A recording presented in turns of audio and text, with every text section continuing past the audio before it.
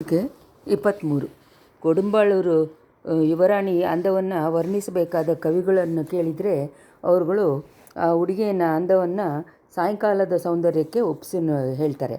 ಹಗಲೊತ್ತು ಹೋಗಿ ಸಾಯಂಕಾಲ ಬರುವಾಗ ಮನಸ್ಸಿನಲ್ಲಿ ಒಂದು ಶೋಕ ಉಂಟಾಗುತ್ತೆ. ತಕ್ಷಣ ಒಂದು ಇಂಪನ್ನು ಉಂಟಾಗತ್ತೆ. ಆ ಸೂರ್ಯನ ಕೊನೆಯ ಕಿರಣಗಳು ಸಣ್ಣವಾಗಿ ಮರೆಯಾದ ಮೇಲೆ ರಾತ್ರಿ ಕತ್ಲೆ ನಾಲ್ಕು ಕಡೆಯೂ ಮುಚ್ಕೊಂಡು ಬರ್ತಾ ಇರ್ತದೆ. ಇದರಿಂದ ಮನಸ್ಸಿನಲ್ಲಿ ಉಂಟಾಗುವ ಒಂದು ಟಯರ್ಡ್ನೆಸ್ಸನ್ನು ಹೋಗಿಸ್ಕೊಳ್ಳೋದಕ್ಕೆ ಆಕಾಶವನ್ನು ನೋಡಿದ್ರೆ ಸಾಕು. ಕಣ್ಣು ಮುಚ್ಚಿ ತೆಗೆಯೋ ಒಳಗೆ ಆ ಆಕಾಶ ದೇವಿ ಅಂಟಿಸಿ ಬೆಳಕುವ ದೀಪ ಕೋಡಿ ಬೆಳಕನ್ನು ಕೊಡುತ್ತೆ. ಸೂರ್ಯನ ಕಿರಣಗಳ ಹಾಗೆ ಜ್ಯೋತಿಯ ಹಾಗೆ ನಮ್ಮ ಕಣ್ಣುಗಳನ್ನು ಮಿಂಚೋ ಹಾಗೆ ಮಾಡುತ್ತೆ. ಅದನ್ನು ನೋಡಿ ಸಂತೋಷ ಪಡ್ಬೋದಲ್ವ. ಚಂದ್ರನು ಉದಯವಾಗಿ ಬಿಟ್ಟರೂ ಕೇಳಲೇಬೇಡ. ಮುತ್ತು ದೀಪ ಹಾಗೆ ಆ ಚಂದ್ರವನ್ನು ನೋಡಿ ಮನಸ್ಸು ಹುಕ್ಕರುತ್ತೆ. ಮನಸ್ಸು ಸಾಯಂಕಾಲ ಬಂದಿದ ತಕ್ಷಣ ತಾವರೆಗಳು ಎಲ್ಲ ಮುಚ್ಕೊಂಡು ಏನೋ ನಿಜಾನೇ. ಆದರೆ ಆಕಾಶದಲ್ಲಿರುವ ನಕ್ಷತ್ರಗಳ ಜೊತೆ ಅದನ್ನು ನೋಡಿದರೆ ಮಲ್ಲಿಗೆ ಮೊಗ್ಗುಗಳ ಹಾಗೆ ಅರಳಿ ಬರ್ತದೆ. ಆ ವಾಸನೆಯಿಂದ ಆಕಾಶ ಭೂಮಿ ಎಲ್ಲ ನಮಗೆ ಒಂಥರ ಮೈಕಾಕೊಳ್ಳೋ ಹಾಗೆ ಮಾಡುತ್ತಲ್ವ. ಅಸ್ತಮ ಆದಮೇಲೆ ಪಕ್ಷಿಗಳನ್ನು ಕುತೂಹಲ ಧ್ವನಿಗಳು ಎಲ್ಲ ಹೋಗ್ಬಿಡುತ್ತೆ ನಿಜ. ಆದರೆ ಅದೇ ದೇವಾಲಯದಿಂದ ಬರುವ ಗಂಟೆಯ ನಾದಸ್ವರದ ಇದನ್ನು ಎಷ್ಟು ಇಂಪಾಗಿರುತ್ತೆ.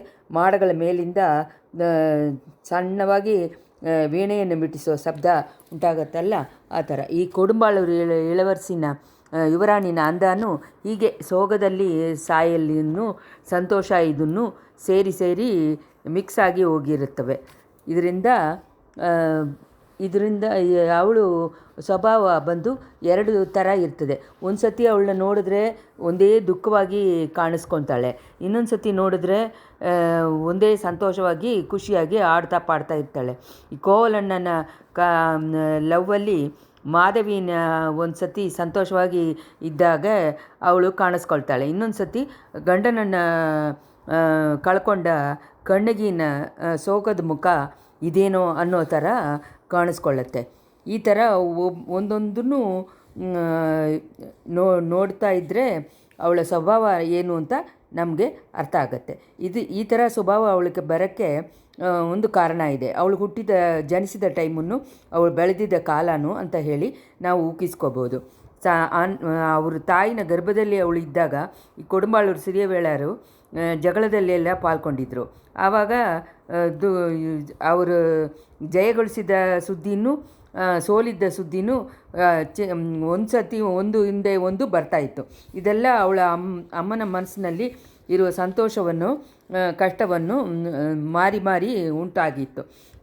ವಾನತಿ ಹುಟ್ಟಿದ ಕೆಲವು ದಿನಗಳಲ್ಲೇ ಅವಳ ತಾಯಿ ಮರಣವಾದರು. ಆಮೇಲೆ ವಾನತಿಯನ್ನು ಅವಳ ತಂದೆ ಕಣ್ಣಿಂದ ಸಾಕ್ತಾ ಬಂದರು. ಆದರೆ ಇದನ್ನೂ ಸರಿ ಹೋಗಲಿಲ್ಲ. ಆಮೇಲೆ ಈ ವೀರಾಗಿದ್ದ ವಾನತಿನ ತಂದೆ ಅವರು ಮಗಳನ್ನ ಇದ್ದು ಕೂಡ ಅರಮನೆಯಲ್ಲ ಕೂತ್ಕೊಂಡಿದ್ದಕ್ಕೆ ಆಗಲಿಲ್ಲ. ವೀರಪಾಂಡ್ಯನ ಒಳಿದ ಮೇಲೆ ಅವನ ಜೊತೆ ಬಂದಿದ್ದ ಈಳದ ಪಡೆಗಳನ್ನು ಹಿಂಬಾಲಿಸ್ಕೊಂಡು ಲಂಕೆಗೆ ಹೋದರು. ಅಲ್ಲಿ ರಣರಂಗದಲ್ಲಿ ಉಸಿರು ಬಿಟ್ಟರು. ಈಳತ್ತುಪಟ್ಟ ಸಿರಿಯವೇಳರ ಅಂತ ಹೆಸರನ್ನು ಹೊಂದ್ಕೊಂಡ್ರು. ಆಮೇಲೆ ವಾನತಿನ ಬಾಳು ಸ್ವಲ್ಪ ಹೊತ್ತು ಒಂದೇ ಶೋಕವಾಗಿತ್ತು. ಅಮ್ಮನೂ ಹೋಗಿ ಅಪ್ಪನಿಂದ ಬೆಳೆಸಿದ್ದ ಹುಡುಗಿಯರಿಗೆ ಇಂಥ ಶೋಕ ಇರೋದು ನ್ಯಾಯನೇ ಅಲ್ವಾ. ಅಮ್ಮ ಅಪ್ಪ ಇಲ್ಲದ ಕೊಡುಂಬಾಳೂರು ಅರಮನೆಯಲ್ಲಿ ಅಲ್ಲಿ ಎಷ್ಟೇ ಅವರು ಬೆಳೆಸಿದ್ರೂ ದಾದಿಗಳು ಅವಳ ಮನಸ್ಸಿನಲ್ಲಿ ತಂದೆಗೆ ಇದ್ದಿದ್ದ ಜಾಗವನ್ನು ಯಾರನ್ನೂ ಪಡ್ಕೊಳ್ಳೋಕ್ಕಾಗಲಿಲ್ಲ. ಅದಾದಮೇಲೇನು ಎಲ್ಲರೂ ಏನೇನೋ ಸಮಾಧಾನವನ್ನು ಹೇಳ್ತಾಯಿದ್ರು. ನೀನು ಕಷ್ಟಪಡಬೇಡ, ನಿನ್ನ ತಂದೆ ನೀನು ಹೊಟ್ಟೆಯಲ್ಲಿ ಬಂದು ಹುಟ್ಟುತ್ತಾರೆ ಅಂತ ಹೇಳ್ತಾಯಿದ್ರು. ಇದೆಲ್ಲ ಅವಳ ಮನಸ್ಸಿನಲ್ಲಿ ಚೆನ್ನಾಗೇ ಹೋಗಿ ಸೇರ್ಕೊಂಡ್ಬಿಡ್ತು. ಅದರಿಂದ ಇದನ್ನೇ ಅಂದ್ಕೊಂಡು ಅವಳು ಒಂಥರ ಟೈಮ್ ಪಾಸ್ ಮಾಡ್ತಾಯಿದ್ಲು. ತನಗೆ ಹುಟ್ಟಿದ ಮಗ ಹೇಗಿರ್ತಾನೆ, ಎಷ್ಟೆಷ್ಟು ದೂರಗಳು ರಾಜ್ಯಗಳೆಲ್ಲ ಹೋಗಿ ಸೇರಿ ಅವನು ಚೆನ್ನಾಗೇ ಎಲ್ಲ ಜಯಗಳಿಸ್ಕೊಂಡು ಬರ್ತಾನೆ, ಅದು ಇದು ಅಂತ ಇಂಥ ಚಿಂತೆಗಳಲ್ಲೇ ಅವಳ ಮನಸ್ಸು ಹೋಗ್ತಾ ಇತ್ತು. ಆಮೇಲೆ ಅವಳು ಪಳೆಯಾರೆ ಅರಮನೆಗೆ ಹೋಗಿ ಸೇರಿಕೊಂಡ್ಳು. ಅಲ್ಲಿ ಹೋದ್ಮೇಲೆ ಅಲ್ಲಿ ಎಲ್ಲ ರಾಣಿಗಳ ಎಲ್ಲ ದೇಶದ ರಾಣಿಗಳೆಲ್ಲ ಅವ್ರ ಕುಂದವೈ ಹತ್ರನೇ ಹೋಗಿ ಸೇರ್ಕೊತಾ ಇದ್ರು. ಅದರಲ್ಲಿ ಇವಳನ್ನು ಹೋಗಿ ಅಲ್ಲಿ ಸೇರಿಕೊಂಡ್ಳು. ಕುಂದವೈ ದೇವಿನ ಪ್ರೀತಿ ಇವಳಿಗೆ ಸಿಕ್ಬಿಡ್ತು. ಅವಳ ನೋಡಿದ ತಕ್ಷಣ ಕುತೂಹಲನೂ ಅವಳಿಗೆ ಬಂತು. ಕುಂದವೈ ನಾಗರಿಕವಾಗಿದ್ದ ನಡೆ ಒಡೆ ಎಲ್ಲ ನೋಡಿ, ಚಾತುರ್ಯದ ಮಾತೆಲ್ಲ ನೋಡಿ, ಇಷ್ಟು ತನಕ ಅರಿಯದೇ ಇರುವ ಬೇರೆ ಒಂದು ಲೋಕಗೆ ಹೋಗಿ ಅವಳು ವಾನತಿ ಸೇರ್ಕೊಂಡ್ಬಿಟ್ಲು. ಅವರು ಕುಂದವೈ ಬಂದು ವಾನತಿಯನ್ನು ಸಪೋರ್ಟ್ ಮಾಡಿದ್ದನ್ನು ನೋಡಿ ಮಿಕ್ಕಿದ ಅವಳು ಗೆಳತಿಯರಿಗೆಲ್ಲ ಒಂದೇ ಹೊಟ್ಟೆ ಕಿರ್ಚಾಗಿತ್ತು ಅವಳಿಗೆ. ಆದರೆ ಅವಳು ಇಷ್ಟು ಮಧ್ಯನೂ ಅವಳಿಗೆ ಹೊಟ್ಟೆಯಲ್ಲಿ ಹುಟ್ಟುವ ಮಗನ ಬಗ್ಗೆ ಚಿಂತಿಸುವುದಲ್ಲಿ ಏನೂ ಅವಳು ಕಮ್ಮಿ ಮಾಡಿಲ್ಲ. ಈ ಥರ ಆಮೇಲೆ ಸೋಳ ದೇಶವನ್ನು ಅರುಳ್ಮೊಳಿವರ್ಮ ಬಂದುಬಿಟ್ಟು ಅವ್ರನ್ನ ನೋಡಿದ ತಕ್ಷಣ ಇವಳು ಮನಸ್ಸಿನಲ್ಲಿ ಅವರು ಸೇರ್ಕೊಂಡ್ಬಿಟ್ರು. ಅವ್ರ ಬಗ್ಗೆ ಎಲ್ಲ ಕನಸು ಕಾಣೋಕ್ಕೆ ಅವಳು ಶುರು ಮಾಡಿಬಿಟ್ಲು. ಒಂದು ಸತಿ ತಂಜೆಗೆ ಹೋಗಿದ್ದಾಗ ಪರಾಂದಾಗ ಚಕ್ರವರ್ತಿ ನಾಟಕ, ಆಮೇಲೆ ಅದರಲ್ಲಿ ಇರುವ ಅಲ್ಲಿ ಬಂದಿದ್ದ ಅಳುವ ಧ್ವನಿ ಏನೇನೋ ಎಲ್ಲ ಕೇಳಿ ಒಂಥರ ಅವಳ ಮನಸ್ಸು ಗೊಂದಲವಾಗಿ ಇತ್ತು. ಆದರೆ ಎಳೆ ಪ್ರಾಟಿ ಹತ್ರ ಯಾಕೆ ತನ್ನ ಹತ್ರ ಏನೂ ಹೇಳ್ತಾ ಇಲ್ಲ ಅಂತ ಹೇಳಿ ಯೋಚನೆ ಮಾಡ್ತಾಯಿದ್ಲು. ಇವತ್ತು ಕೂಡ ದಿಢೀರಂತ ಕುಂದವೈ ಕಾಣದೆ ಹೋಗ್ಬಿಟ್ರು. ಅವ್ರು ಇಲ್ಲದೆ ಇರೋ ಸಮಯದಲ್ಲಿ ಈ ಹುಡುಗಿಯರು ಏನು ಹೊಡಿತಾರೆ, ಏನು ಗಲಾಟೆ ಮಾಡ್ತಾರೆ ಅಂತ ಅಂದ್ಕೊಂಡು ಇದು ಮಾಡ್ತಾಯಿದ್ಲು. ಅವ್ರುಗಳ ಮಾತುಗಳು ಅವಳು ಕಿವಿಗೆ ನಾರಾಸವಾಗಿ ಬಿತ್ತು. ಇಳೆಪ್ರಾಟಿ ಎಲ್ಲಿ ತಾನೇ ಹೋಗಿರ್ತಾರೆ ಅಂತ ಹುಡುಕೊಂಡು ಹೊರಟ್ಲು. ದೊಡ್ಡ ಮಹಾರಾಣಿಯ ಅರಮನೆಯಲ್ಲಿ ಏನೋ ಸಭೆ ಸೇರಿದೆ ಅಂತನೂ ಅಲ್ಲಿ ಏನು ನಡೀತಾ ಇದೆ ಅಂತ ತಿಳ್ಕೊಂಡ್ಲು. ಆದರೆ ಅಲ್ಲಿ ಆ ಅರಮನೆಗೆ ಹೋದ್ಲು. ವಾನತಿ ಹೋಗೋ ಒಳಗೆ ಆ ಸಭೆ ಎಲ್ಲ ಮುಗಿದೋಯ್ತು.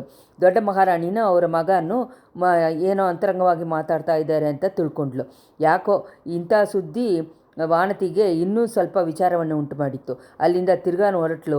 ಅರಮನೆ ಬಾಗಿಲಿಯಲ್ಲಿ ಜನಗಳ ಗುಂಪು ದೊಡ್ಡದಾಗಿ ಕೇಳ್ತಾ ಇತ್ತು. ವಿಷಯ ಏನು ಅಂತ ಗೊತ್ತಾಗಲಿಲ್ಲ. ಇಳೆಪ್ರಾಟಿಯನ್ನು ತಕ್ಷಣ ನೋಡಬೇಕು ಅಂತ ಇವಳಿಗೆ ಇಂಟ್ರೆಸ್ಟ್ ಆಯಿತು. ಅರಮನೆಯಲ್ಲಿ ಇರುವ ಹುಡುಗಿಯನ್ನು ಒಬ್ಬೊಬ್ಬರಾಗೇ ವಿಚಾರ ಮಾಡಿದ್ಲು. ಸ್ವಲ್ಪ ಮುಂಚೆ ಆಳ್ವಾಡ್ ಕಡೆಯ ನಾನು ವೀರ ವೈಷ್ಣವ ಇಳೆಪ್ರಾಟಿ ಜೊತೆ ಅಂತರಂಗವಾಗಿ ಮಾತಾಡ್ತಾ ಇದ್ದ ಹಾಗನ್ನು, ಆಮೇಲೆ ಅರಮನೆ ತೋಟದಲ್ಲಿರುವ ಓಡೆಯನ್ನು ಹೋಗಿ ಸೇರಿದ್ದ ಹಾಗೇನು ಒಂದು ಕೆಲಸದ ಹುಡುಗಿ ಹೇಳಿದ್ಲು. ಇಳೆಪ್ರಾಟಿ ಸಪ್ರೇಟಾಗಿ ಹೋಗೋ ಸಮಯಗಳಲ್ಲಿ ಯಾರು ಬಂದು ತೊಂದರೆ ಕೊಡಬಾರ್ದು ಅನ್ನೋದು ಅಂತ ಇವಾಗೆಲ್ಲ ತೊಂದರೆ ಕೊಡೋದನ್ನು ಅವರು ಇಷ್ಟಪಡ್ತಾ ಇಲ್ಲ. ಆದ್ದರಿಂದ ಹುಡುಕೊಂಡು ಹೋಗೋದಾ ಬೇಡವಾ ಅಂತ ವಾನತಿ ಯೋಚನೆ ಮಾಡಿದ್ಲು. ಆ ಸಮಯ ವಾರಿಣಿ ಅನ್ನುವ ಒಂದು ಹುಡುಗಿ ಬೇಗ ಬೇಗ ಓಡಿ ಬಂದಳು. ಪೊನ್ನಿಯಿನ್ ಸೆಲ್ವರನ್ನು ಸಮುದ್ರದಲ್ಲಿ ಮುಳುಗಿಬಿಟ್ರಂತೆ ಅಂತ ದೊಡ್ಡ ಭಯಂಕರವಾದ ಸುದ್ದಿಯನ್ನು ಹೇಳಿಬಿಟ್ಟು ಅಲ್ಲರಿ ಅಳ್ತಾ ಇದ್ಲು. ಎಲ್ಲ ಹುಡುಗಿರು ಇದನ್ನು ಕೇಳಿಬಿಟ್ಟು ಓ ಅಂತ ಅಳಕ್ಕೆ ಶುರು ಮಾಡಿಬಿಟ್ರು. ವಾನತಿಕೋ ಮೊದಲು ಯಾವ ವಿಧವಾದ ಫೀಲಿಂಗು ಬರಲಿಲ್ಲ. ಸುಮ್ಮನೆ ನಿಂತಿದ್ದವಲ್ಲ ಮಿಕ್ಕಿರು ಹುಡುಗಿಯರು ಅಯ್ಯೋ ಪಾಪಿ, ನಿನಗೆ ನಿನ್ನ ದುರದೃಷ್ಟದಿಂದನೇ ಯುವರಾಜ ಈ ಥರ ಕಡಲಿನಲ್ಲಿ ಮುಳುಗಿಬಿಟ್ರು ಅಂತ ಹೇಳಿ ಎಲ್ಲರೂ ಅವಳನ್ನ ನೋಡಿ ಹೇಳೋ ಹಾಗೆ ಅನಿಸಿತ್ತು. ವಾನತಿಯನ್ನು ಅದಕ್ಕೆ ಮೇಲೆ ತಡೆಯೋಕ್ಕಾಗಲಿಲ್ಲ. ಅರಮನೆ ತೋಟ ಇರುವ ಓಡೆಗೆ ಹೋದ್ಲು. ಓಡೆಯನ್ನು ಹೋಗ್ತಾ ಇದ್ದಾಗ ವಾನತಿನ ಮನಸ್ಸನ್ನು ಓಡ್ತಾ ಇತ್ತು. ಯುವರಾಜ ಕಡಲಲ್ಲಿ ಮುಳುಗಿಬಿಟ್ರು ಅನ್ನೋ ಸುದ್ದಿ ಅವಳಿಗೆ ಅರ್ಥ ಆವಾಗಲೇ ಆಯಿತು. ಅದರಿಂದ ಬಂದಿದ್ದ ಶಾಕನ್ನು ಎದ್ಕೊಂಡು ಇನ್ನೂ ಒಂದು ಯೋಚನೆಯನ್ನು ಬಂತು. ಸ್ವಲ್ಪ ದಿನಗಳಿಂದ ನೀರನ್ನು ನೋಡುವಾಗೆಲ್ಲ ಅದರಲ್ಲಿ ಯುವರಾಜರ ಮುಖ ಬರ್ತಾ ಇತ್ತು. ತೆರೆಯಲ್ಲಿ ನಿಂತು ನೋಡಿದಾಗ ಅವ್ರ ಮುಖ ತದ್ರೂಪವಾಗಿ ನೀರಲ್ಲಿ ಇರೋ ಹಾಗೆ ಅನಿಸಿತ್ತು. ಏನು ಅಂದ್ಕೊಂಡಿದ್ಲೋ, ನನ್ನನ್ನು ಕರಿತಾ ಇದ್ರು ಅವರು ಅನಿಸುತ್ತೆ. ಅದನ್ನು ಗೊತ್ತಿಲ್ಲದೆ ಪಾಪಿ ನಾನು ನೋಡ್ತಾ ಇದ್ದೆ. ಅಯ್ಯೋ ಏನು ತಪ್ಪು ಮಾಡಿಬಿಟ್ಟೆ. ಹೋಗಿದ್ದನ್ನು ಯೋಚನೆ ಮಾಡೋದ್ರಲ್ಲಿ ಇನ್ನು ಪ್ರಯೋಜನವಿಲ್ಲ. ಇನ್ಮೇಲೆ ನೀನು ಏನು ಮಾಡಬೇಕು ಅದನ್ನು ಯೋಚನೆ ಮಾಡು. ಅರಮನೆ ತೋಟದಲ್ಲಿ ಇರುವ ಓಡೆ ಅರಸಲಾಟ್ರಲ್ಲ ಹತ್ರ ಮಿಕ್ಸ್ ಆಗತ್ತೆ. ಅರಸಲಾರು ಕಡಲಲ್ಲಿ ಹೋಗಿ ಸಂಗಮ ಆಗತ್ತೆ. ಕೆಳಗಡೆ ಯುವರಾಜ ಕಾಯ್ತಾ ಇದ್ದಾರೆ. ಅದರಿಂದ ನಾವು ಹೋಗಿ ಅದರಲ್ಲಿ ಬಿದ್ದುಬಿಟ್ರೆ ನಮ್ಮ ಕಷ್ಟ ಎಲ್ಲ ತೀರ್ಬಿಡುತ್ತೆ ಅಂದ್ಕೊಂಡು ಸೀದಾ ಓಡೆಯ ಕರೆಗೆ ಹೋದ್ಲು. ಪಳಿಂಗಿ ಕಲ್ಲಿಂದ ಮೆಟ್ಲುಗಳೆಲ್ಲ ಇತ್ತು. ಸುತ್ತಮುತ್ತ ನೋಡಿದ್ಲು. ಅದು ದೂರದಲ್ಲಿ ಒಂದು ಹಡಗು ಹೋಗ್ತಾ ಇದೆ. ಅದರಲ್ಲಿ ಇರೋರು ಇಳೆಪ್ರಾಟಿನೇ. ಅವ್ರ ಜೊತೆ ಇರೋರು ಯಾರು? ಕೊಡಂದೆ ಜೋದ್ರಡ್ ಮನೆಯಲ್ಲಿ ನಾವು ನೋಡಿದಾಗ ಲಂಕೆಗೆ ಒಂದು ಪತ್ರವನ್ನು ಎತ್ಕೊಂಡು ಹೋದ್ರಲ್ಲ, ಆ ಹುಡುಗನ ಥರ ಅನಿಸುತ್ತೆ, ಇವನ ಥರ ಅನಿಸುತ್ತೆ. ಯುವರಾಜನ ಬಗ್ಗೆ ಸುದ್ದಿಯನ್ನು ಕೊಂಡು ಬಂದವನು ಇವನೇ ಇರಬೇಕು. ಅದರಿಂದಾನೇ ಎಳೆ ಪ್ರಾಟಿ ಸಪ್ರೇಟಾಗಿ ಕರ್ಕೊಂಡೋಗಿದ್ದಾರೆ.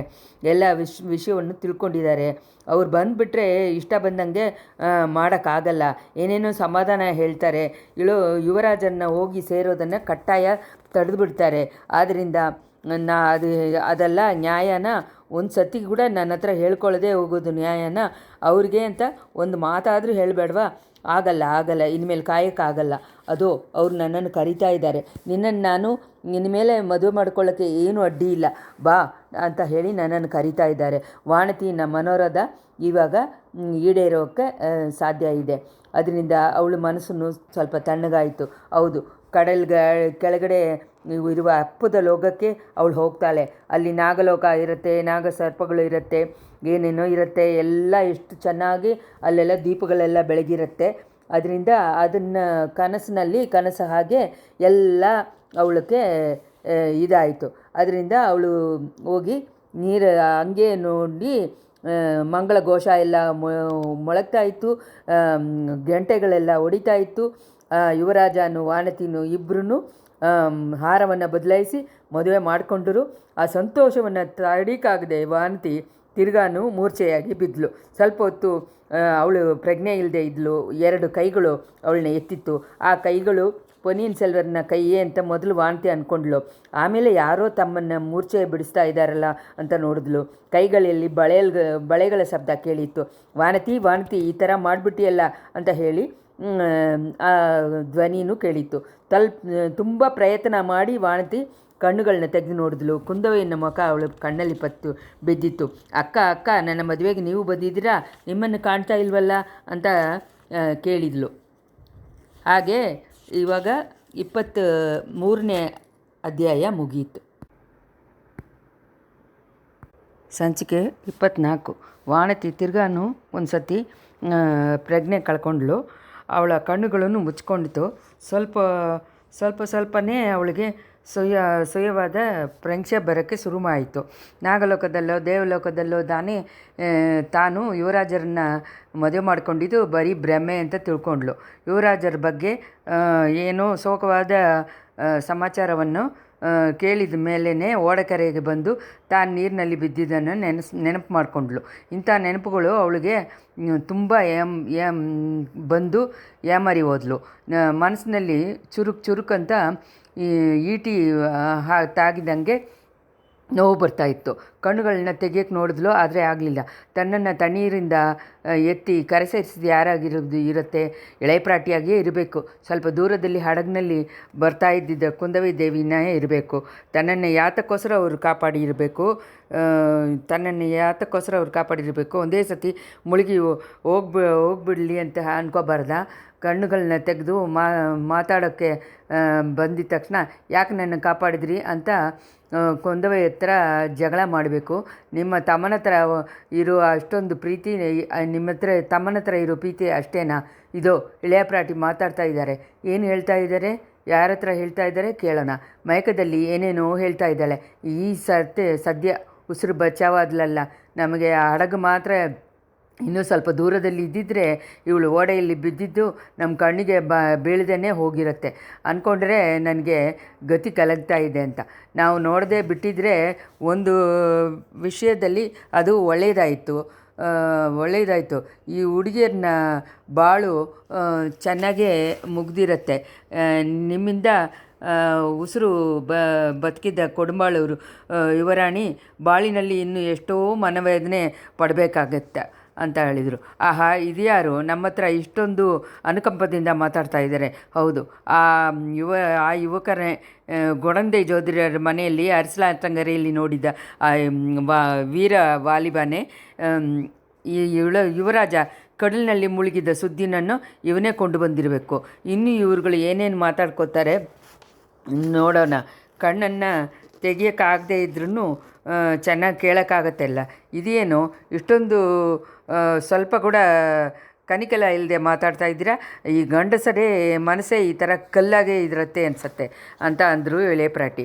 ಆ ಥರ ಕಲ್ಲು ಮನಸ್ಸಾಗಿ ನನ್ನನ್ನು ಹೇಳೋ ಹಾಗೆ ನಾನು ಏನು ಇವಾಗ ಮಾಡಿಬಿಟ್ಟಿದ್ದೀನಿ ಅಂತ.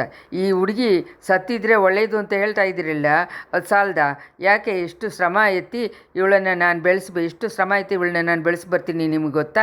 ಇವಳು ಮಾತಾಡಿದ ಮಾತುಗಳನ್ನೆಲ್ಲ ನೀವು ಕೇಳಿದ್ರಾ?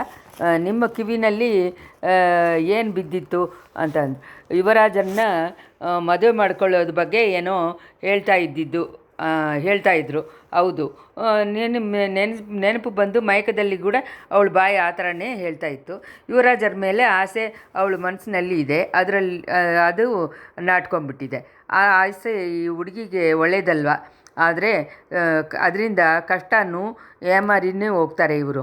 ಯಾಕೆ ಆ ಥರ ಹೇಳ್ತಾಯಿದ್ರೆ, ಇವಳಕ್ಕಿಂತ ಯುವರಾಜರಿಗೆ ಒಳ್ಳೆ ಕುಲದ ಹೆಣ್ಣು ಯಾರು ಸಿಗ್ತಾರೆ? ಪುರಾತನವಾದ ಕುಡುಂಬಳೂರು ವೀರವಂಶದ ಬಗ್ಗೆ ನಿಮಗೆ ಗೊತ್ತಿಲ್ವಾ? ಎಲ್ಲ ಚೆನ್ನಾಗಿ ಗೊತ್ತು. ನಾನು ಅಂದ್ಕೊಂಡಿದ್ದು ಒಂದು, ನೀವು ಹೇಳೋದು ಇನ್ನೊಂದು. ಈ ಹುಡುಗಿ ಎಷ್ಟು ಒಳ್ಳೆ ಕುಲದಲ್ಲಿ ಹುಟ್ಟಿದರೆ ಏನೋ, ಇವು ಮನಸ್ಸಿನಲ್ಲಿ ಇರುವ ಆಸೆ ನೆರವೇರೋಕ್ಕಾಗಲ್ಲ. ಕಡ್ಡಾಯ ನೆರವೇರುತ್ತೆ. ಅದು ಇವಳ ಮನಸ್ಸಿನಲ್ಲಿ ಇರೋ ಆಸೆ ಅಲ್ಲ, ನನ್ನ ಮನಸ್ಸಿನಲ್ಲಿ ಮನೋರಥ, ನಾನು ಮಾಡಿರುವ ತೀರ್ಮಾನ. ನಿಮ್ಮ ತೀರ್ಮಾನದಲ್ಲೂ ಈ ವಿಷಯದಲ್ಲಿ ನಡೆಯಲ್ಲ. ಯಾಕೆ ತಿರ್ಗಾ ಅದೇ ಥರ ಹೇಳ್ತಾ ಇದ್ದೀರಾ? ಯುವರಾಜ ನಾಗಪಟ್ಟಣ ಚೂಡಾಮಣಿ ವಿಕಾರದಲ್ಲಿ ಭದ್ರವಾಗಿ ಇದ್ದಾರೆ ಅಲ್ವಾ ಅಂತ ಸ್ವಲ್ಪ ಮುಂಚೆ ನೀವು ಹೇಳಿದ್ದು ನಿಜ ತಾನೇ? ಆಹಾ, ಇವ್ರುಗಳು ಏನು ಹೇಳ್ತಾ ಇದ್ದಾರೆ, ಇಷ್ಟು ಸಂತೋಷವಾದ ಸುದ್ದಿ. ಯುವರಾಜ ಭದ್ರವಾಗಿದ್ದಾರಾ? ನಾಗಪಟ್ಟಣ ಚೂಡಾಮಣಿ ವಿಕಾರದಲ್ಲಿದ್ದಾರಾ? ಈ ಸುದ್ದಿನ ಕೇಳಿದ ತಕ್ಷಣ ಈ ಕಿವಿಗಳು ಎಷ್ಟು ಪುಣ್ಯ ಮಾಡಿದೆ. ಈ ಓಡೆ ನೀರಲ್ಲಿ ಮುಳುಗಿ ಸತ್ತೋಗಿದ್ದರೆ ನಾನು ಬದುಕಿದ್ದು ಎಷ್ಟು ಒಳ್ಳೆಯದಾಯಿತು. ಇಳೆ ಪ್ರಾಟಿಗೆ ಎಷ್ಟೋ ವಿಧದಲ್ಲಿ ನಾನು ಕೃತಜ್ಞ ಇದ್ದೀನಿ. ಇದನ್ನು ಒಂದು ಇವಾಗ ಸೇರಿಬಿಟ್ಟಿದೆ. ಆದರೆ ಏನು, ಅಯ್ಯೋ, ಇವರು ಏನು ಹೇಳ್ತಾ ಇರೋ ಸುದ್ದಿ ಕಿವಿನಲ್ಲಿ ಚೀಸವನ್ನು ಹಾಕಿದ ಹಾಗೆ ಇದೆಯಲ್ಲ ಅಮ್ಮಣಿ. ಯುವರಾಜ ಭದ್ರವಾಗಿದ್ದಾರೆ ಅನ್ನೋದು ನಿಜಾನೇ, ಆದರೆ ಇವರ ಆಸೆ ಮಾತ್ರ ನೆರವೇರುತ್ತೆ ಅನ್ನೋದು ಏನು ನಿಶ್ಚಯ? ಯುವರಾಜ ಈ ಹುಡುಗಿನ ಮದುವೆ ಮಾಡಿಕೊಳ್ಳಲ್ಲ ಅಂತ ನಾನು ಅನ್ಕೋತೀನಿ. ನೀವು ಏನು ಬೇಕಾದರೂ ಅಂದ್ಕೊಳ್ಳಿ, ಈ ಲೋಕದಲ್ಲಿ ನಾನು ಇಟ್ಟಿದ್ದ ಗೆರೆಯನ್ನು ದಾಟದೆ ನನ್ನ ಮಾತನ್ನು ಮೀರದೆ ಇರೋ ಒಂದೇ ಒಂದು ಗಂಡ ಹುಡುಗ ನನ್ನ ತಮ್ಮನೇ. ಅವ್ರಿಂದ ಅದು ನನ್ನ ತಮ್ಮ ಅರುಳ್ಮೊಳಿವರ್ಮ. ಯುವರಾಣಿ ಅಂತ ಇವರು, ನಾನು ಒಬ್ಬನು ಇದ್ದೀನಿ. ಆಮೇಲೆ ನನಗೇನು ಕಮ್ಮಿ? ನನ್ನ ಮನಸ್ಸಿನ ಆಸೆ ನೆರವೇರೋಕ್ಕೆ ಏನು ತಡೆ? ಪಳವೆಟೇರಿಗಳು ಇದಕ್ಕೆ ಅಡ್ಡ ಬರ್ತಾರೆ ಅಂದ್ಕೊಂಡಿದ್ದೀರೇನ? ಅದೇನೋ ನನಗೆ ಗೊತ್ತಿಲ್ಲ. ನಿಮ್ಮ ಹತ್ರ ಯುವರಾಜರಿಗೆ ತುಂಬ ಪ್ರೀತಿ ಇದೆ, ಅದನ್ನು ನನಗೆ ಗೊತ್ತು. ಆದರೆ ಬೇರೆ ಕೆಲಸದಲ್ಲಿ ಬೇಕಾದರೆ ನಿಮ್ಮ ಮಾತನ್ನು ಕೇಳ್ತಾರೆ. ಆದರೆ ರಾಜ್ಯ ಆಳೋದ್ರಲ್ಲಿ ಅವ್ರಿಗೆ ಸ್ವಲ್ಪನೂ ಇಷ್ಟ ಇಲ್ಲ. ನನ್ನ ಕಣ್ಣು ಮುಂಚೆ ಲಂಕೆ ಮಣಿಮಗುಡವನ್ನೇ ಬೇಡ ಅಂತಂದ್ರಲ್ಲ, ಆದ್ರೂ ನಿಮ್ಮ ಹೇಳಿದಿಂದ ರಾಜ ಆಳೆಯೋದಕ್ಕೆ ಕೂಡ ಸಮ್ಮತಿಸ್ತಾರೆ. ಆದರೆ ಈ ಹುಡುಗಿನ ಮದುವೆ ಮಾಡ್ಕೊಳ್ಳೋಕ್ಕೆ ಸಮ್ಮತಿಸಲ್ಲ ಅಂತ ಹೇಳ್ತೀರಾ? ಆ ಥರ ಯಾಕೆ ನನ್ನ ಗೆಳತಿಯನ್ನು ನಿರಾಕರಿಸೋಕ್ಕೆ? ಅವನು ಇವಳ ಹತ್ರ ಏನೋ ಕೊರೆಯನ್ನು ಕಂಡ, ನೀವು ತಾನೇ ಏನು ಕಂಡಿದ್ದೀರಾ? ಅಮ್ಮಣಿ, ನಾನು ಈ ಹುಡುಗಿ ಹತ್ರ ಏನು ಕೊರತೆಯೂ ಇಲ್ಲ. ಯಾರಾದರೂ ಹೇಳಿದ್ರು ನಾನು ನಂಬಲ್ಲ. ಇಳೆ ಪ್ರಾಟಿಯರ ಅರಮನೆಯಲ್ಲಿ ಕೆಲಸ ಮಾಡೋ ಹುಡುಗಿ ಆದ್ರೂ ಎಷ್ಟೊಂದು ಈ ನನಗೆ ದೇವಕನ್ನಿಗೆನೆ. ಈ ಇಳೆ ಪ್ರಾಟಿನ ತೋಟದಲ್ಲಿ ಬಾಳುವ ಮೊಲ ನನ್ನ ಕಣ್ಣಿಗೆ ದೇವೇಂದ್ರನ ಐರಾವತಕ್ಕೆ ಸಮವಾಗಿ ಇರುತ್ತೆ. ಆದರೆ ಈ ಹುಡುಗಿ ಹತ್ರ ಅದನ್ನೆಲ್ಲ ಏನು ಕೊರತೆ ಇಲ್ಲ.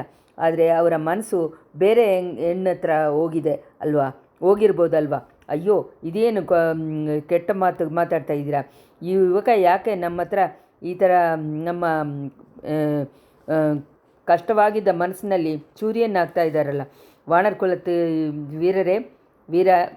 ವಾಣಕುಲ ವೀರ, ನೀವು ಹೇಳೋದು ನನಗೆ ಅರ್ಥ ಆಗಲಿಲ್ಲ. ನನ್ನ ತಮ್ಮನ ಬಗ್ಗೆ ಯಾಕೆ ಇವಾಗ ಇಂಥ ದೂರನ್ನು ಹೇಳ್ತಾ ಇದ್ದೀರಾ? ದೂರ ಏನಿಲ್ಲ ಅಮ್ಮಣಿ, ನಿಜವನ್ನೇ ಹೇಳ್ತಾ ಇದ್ದೀನಿ. ಕಣ್ಣಿಂದ ಕಂಡು ಕಿವಿಯಿಂದ ಕೇಳಿದ್ದನ್ನೇ ಹೇಳ್ತಾ ಇದ್ದೀನಿ. ಮೇಲೆ ಹೇಳಿ, ಎಷ್ಟು ಕಷ್ಟವಾದ ವಿಷಯವನ್ನು ಕೇಳೋಕ್ಕೂ ನಾನು ಇವಾಗ ಸಿದ್ಧವಾಗಿದ್ದೀನಿ. ಈ ಓಡಕಾರ ಹುಡುಗಿ ಪೂಂಗುಳ್ಳಿ ಬಗ್ಗೆ ನಾನು ಹೇಳಿದ್ದೀನಲ್ವ, ಲಂಕೆಗೆ ನನ್ನ ಕೊಂಡೋಗಿ ಸೇರಿಸಿದಳು ಅವಳೆ. ಯುವರಾಜರನ್ನ ಕಡಲಿನಿಂದ ಕಾಪಾಡಿದಳು ಅವಳೆ. ಚೂಡಾಮಣಿ ವಿಹಾರಕ್ಕೆ ಯುವರಾಜನ ಹಡಗಿನಲ್ಲಿ ಕರ್ಕೊಂಡೋಗಿ ಸೇರಿಸಿದವಳು ಅವಳೆ. ಸೇಂದ್ರ ನಮ್ಮದನ್ನು ಮಾತ್ರ ನಂಬಿ ಯುವರಾಜನ ನಾನು ಬಿಟ್ಟು ಬಂದಿಲ್ಲ. ಪೂಂಗುಳ್ಳಿ ನಂಬಿನೇ ಬಿಟ್ಟಿದ್ದೀನಿ. ಆ ಹುಡುಗಿ 1000 ಉಸಿರಿದ್ರೆ ಅಷ್ಟನ್ನು ಯುವರಾಜನಿಗೆ ಅರ್ಪಣೆ ಮಾಡ್ತಾಳೆ. ಅದರಿಂದ ಏನು, ಓಡಕಾರ ಹುಡುಗಿ ಓಡಕಾರಿ ಇದ್ದಾನೆ. ಲೋಕವನ್ನೇ ಆಳಕ್ಕೆ ಹುಟ್ಟಿದ್ದವನನ್ನು ಮದುವೆ ಮಾಡ್ಕೊಳ್ಳೋ ಬಗ್ಗೆ ಅವಳು ಕನಸು ಕಾಣೋಕ್ಕಾಗಲ್ಲ. ಕೆರೆಯಲ್ಲಿ ನೆಲದ ಮೇಲೆ ಇರುವ ಹಾರಿ ಹಾರಿ ಹೋಗುವ ಗುಬ್ಬಚ್ಚಿ, ಆಕಾಶದಲ್ಲಿ ಉದ್ದವಾಗಿ ಹೋಗಿದ್ದ ಗರುಡವನ್ನು ಹತ್ತಿನೂ ನೋಡೋಕ್ಕಾಗತ್ತಾ? ಯಾಕಾಗಲ್ಲ? ಚುಟುಕುರುವಿ ಗುಬ್ಬಚ್ಚಿ ನಮ್ಮ ಗರುಡನ್ನು ತಲೆ ಎತ್ತಿ ನೋಡ್ಬೋದು, ಗರುಡನ್ನು ಗುಬ್ಬಚ್ಚಿಯನ್ನು ಕೆಳಗೆ ಬಗ್ಗಿ ನೋಡೋಕ್ಕೆ ಆಸೆ ಪಡ್ಬೋದಲ್ವ ನನ್ನ ತಮ್ಮನ ಮನಸ್ಸಿನಲ್ಲೇ ಅಂತ ಏನಾದರೂ ಯೋಚನೆ ಉಂಟಾಗಿದ್ದರೆ ಅದನ್ನು ಓಡಿಸೋಕ್ಕೆ ನಾನಾಯಿತು. ಆಗೋದೇ ಇಲ್ಲ. ಎಷ್ಟೋ ಅಪಾಯಗಳಿಂದ ಅರುಳ್ಮೊಳಿವರ್ಮನ ನಾನು ಕಾಪಾಡಿದ್ದೀನಿ. ಈ ಓಡಕಾರಿನ ಮೋಹವಲೆಯಿಂದನೂ ನಾನು ಕಾಪಾಡ್ತೀನಿ. ಓಡಕಾರಿ ಅಂದರೆ ನಿಮ್ಗೆ ಅಷ್ಟೊಂದು ಇದು ಆಲುಸ, ಕುಲ ಗೋತ್ರ ಎಲ್ಲ ಅಷ್ಟು ಇಂಪಾರ್ಟೆಂಟಾ? ಓಡಕಾರಿನ ಮನಸ್ಸಿನಲ್ಲಿ ಓಡೋದನ್ನು ಕೆಂಪು ರಕ್ತದಾನೆ. ಅವಳ ಮನಸ್ಸನ್ನು ಅರಮನೆಯಲ್ಲಿ ಹುಟ್ಟಿದ ಯುವರಾಣಿಗಳಿಗೆ ಮನಸ್ಸು ಹಾಗೆ ಅದು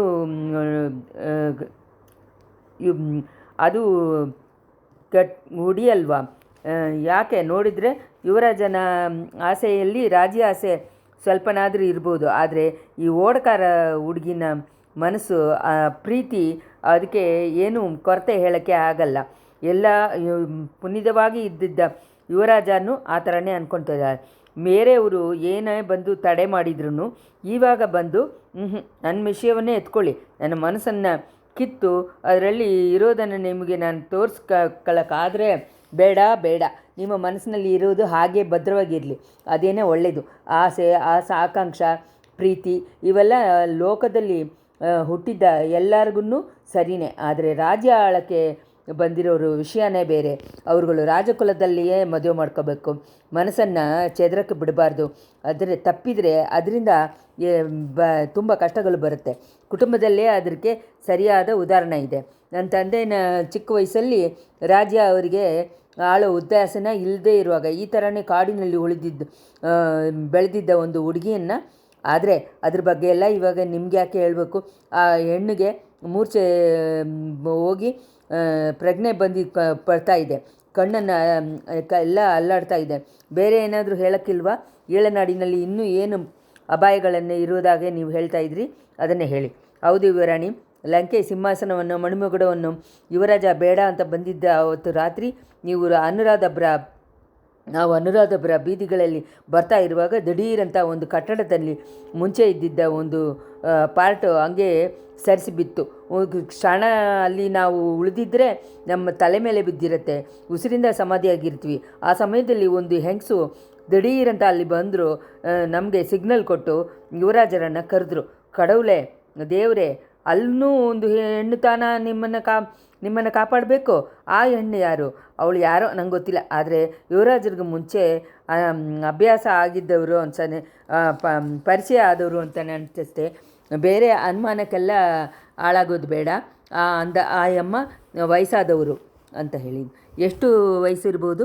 ಯುವರಾಜರನ್ನ ಅಮ್ಮನಾಗಿ ಇರೋ ಹಾಗೆ ವಯಸ್ಸು.